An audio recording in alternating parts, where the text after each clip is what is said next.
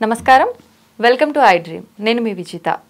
ప్రస్తుతం మనతో పాటు ఉన్నారు ప్రముఖ ఆధ్యాత్మికవేత్త, శ్రీ విద్యా ఉపాసకులు, ఎంతో మందికి మంత్రోపదేశం చేసిన గురువుగారు శ్రీ గురు కరుణామయ్య గారు మనతో పాటు ఉన్నారు.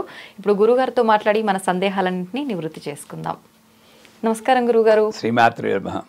గురుగారు, వితంతువులు ఈ మధ్యకాలంలో చాలామంది బొట్టు అంటే హస్బెండ్ చనిపోయిన తర్వాత బొట్టు, గాజులు ఇవన్నీ తీసివేయట్లేదు. కానీ వింటూ ఉంటాం మన సనాతన ధర్మం నుంచి కూడా హస్బెండ్ చనిపోయిన వారు ఖచ్చితంగా బొట్టు ఇవన్నీ వదిలేయాలి, తీసేయాలి అని చెప్పి. నిజంగా అలా తీసేయాలా గురువుగారు? వాళ్ళు అసలు బొట్టు పెట్టుకోవద్దా? తప్పంటారా అది?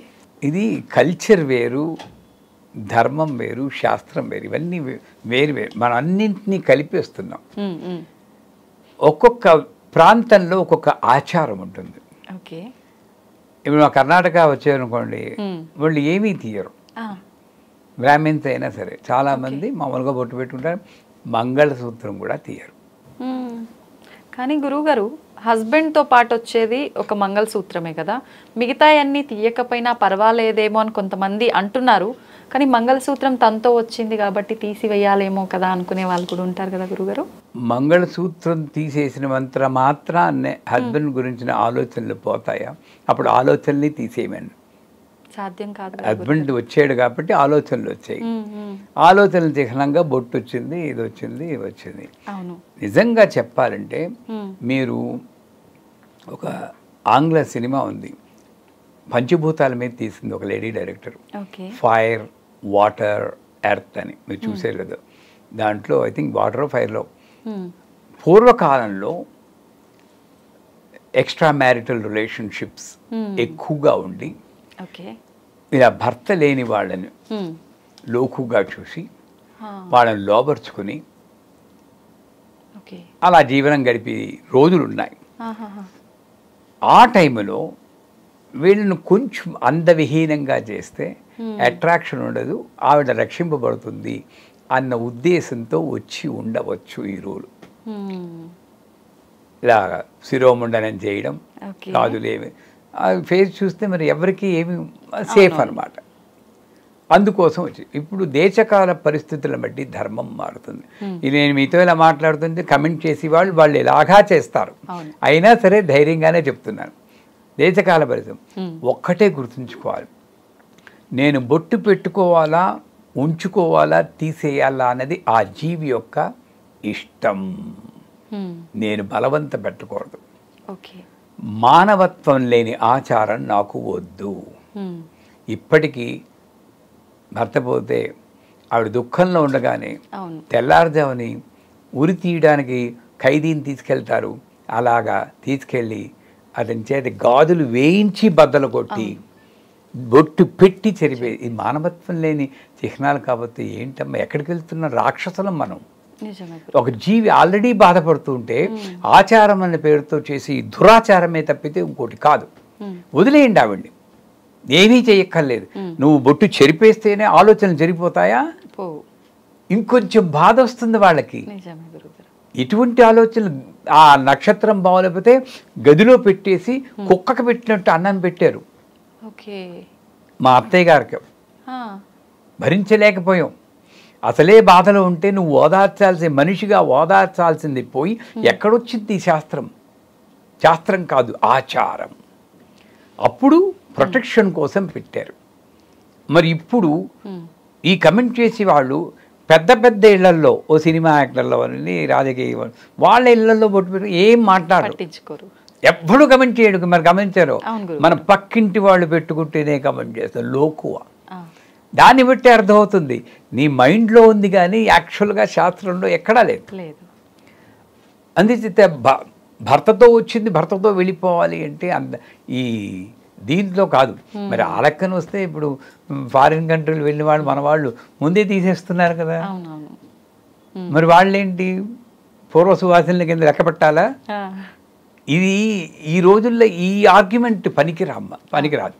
అందుచేత ఆవిడ బొట్టు పెట్టుకోవచ్చా లేదా అన్నది, నేను రాజమండ్రిలో 300 మందికి సువాసిని పూజకి అరేంజ్ చేశాను త్రిశతి చెబుతూ. ఆ రోజే నాకు జ్ఞానోదయం అయింది. 300 మంది చేస్తే ఓ 18 మంది పూర్వ సువాసనులు, వితంతువులు అన్న ఎప్పుడు అంటే పూర్వ సువాసనులు వచ్చి కూర్చున్నారు. అని తెలియదు. నేను అందరికీ దండలేస్తూ పసుపు రాస్తూ వెళ్తున్నాను. తక్కువని నా ముందు ఒక పూర్వ సువాసన ఒక్కసారే మనసు అనింది. మళ్ళీ సర్దుకున్నా, అమ్మవారు నన్ను పరీక్ష పెడుతోంది. ధూమావతి అనే దేవత కూడా ఈవిడే దశమహావిద్యల్లో. ఆ రూపంలో నన్ను అమ్మవారు అనుగ్రహిస్తుందని అమ్మ పెట్టచ్చా అని అడిగి పెట్టి కాళ్ళకి పసుపు రాసి దండ వేసి చేరిస్తే ఆ 18 మంది కూడా చేతులెత్తి పిల్లా పాపలతో చక్కగా ఉండు తల్లి, నాకు పోయిన సౌభాగ్యాన్ని మళ్ళీ గుర్తు చేసావన్నారు. ఎంత బాధపడుతూ ఉంటారండి.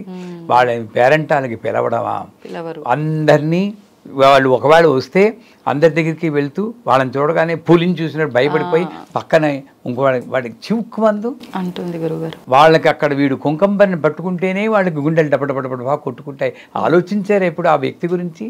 లేదు, ఆలోచిస్తే అసలు ఇలాంటి మాటలే వచ్చేవి కాదు కదా గురుగారు.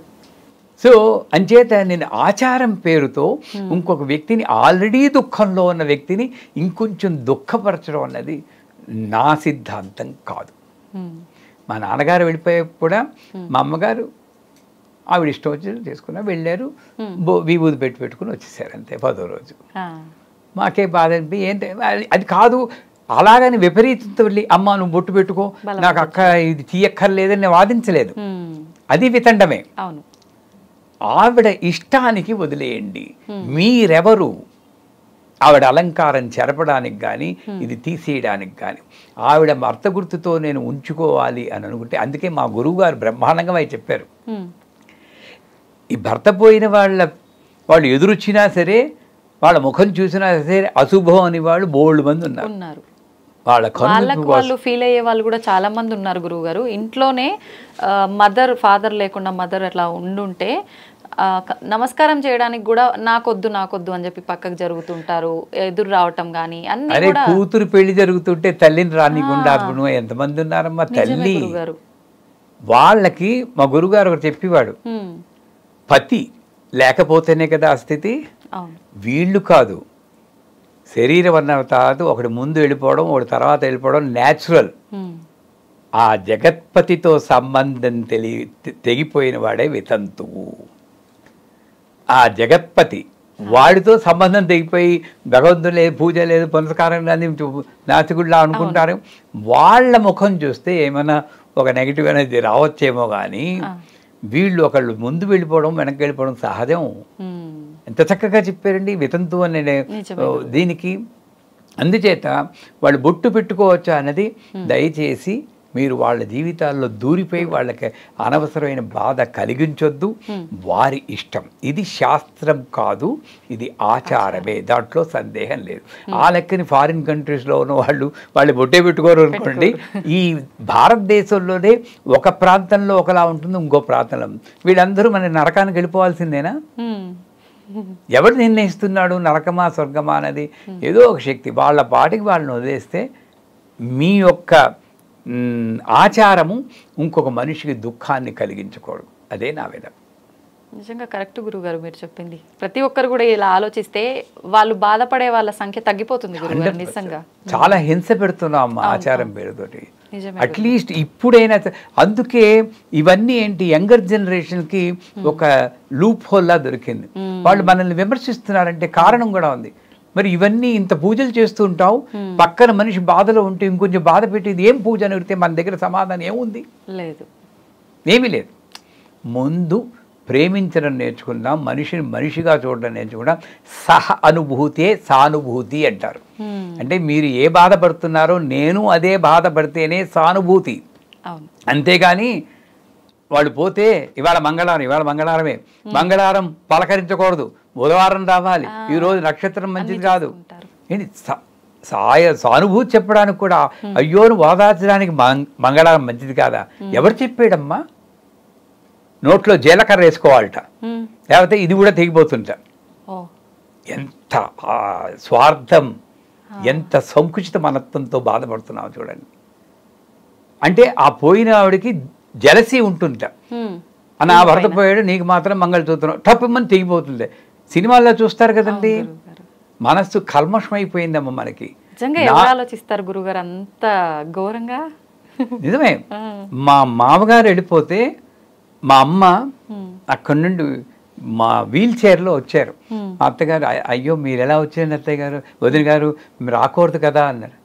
అమ్మ వయసు మళ్ళీ వాళ్ళు ఎప్పటికైనా పోవాల్సిన వాళ్ళే, నువ్వు కష్టంలో ఉంటే ఓదార్చకుండా ఎలా ఉంటాను తల్లి అన్నారు. దాని తర్వాత 10 ఏళ్ళు బతికారు మా వాళ్ళు. కానీ ఆవిడ పలకరించకూడదని మిగతా వాళ్ళు ఉన్నారు కదా మా చుట్టాలనే, వాళ్ళు ఉన్నవాళ్ళు కరెక్ట్గా 6 నెలల్లో 2 చచ్చిపోయారు. ఇప్పుడు చెప్పండి, మానవత్వం గొప్పదా, ఈ ఆచారం గొప్పదా? మనిషిని బాధ పెట్టకూడదు, అంతే నా ఆన్సర్. నిజమే గురుగారు, ఒకరిని ఇబ్బంది పెట్టడం అనేది కరెక్ట్ కాదు. నిజంగా చక్కగా వివరించారు గురుగారు, అద్భుతంగా, చక్కగా కూడా తక్కువే. ధన్యవాదాలు గురుగారు. శ్రీమాతృ.